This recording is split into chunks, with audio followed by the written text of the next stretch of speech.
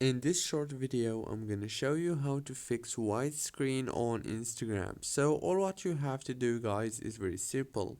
Just open the settings page on your phone, scroll down, go to the apps, and then go to apps again right here. And now on this page, all what you have to do is wait a few seconds, it will start loading, and then after it loading, now all what you have to do is scroll down until you find the Instagram app like this, click on it, and then click on this force stop option right here. And after that, all what you have to do now is simple.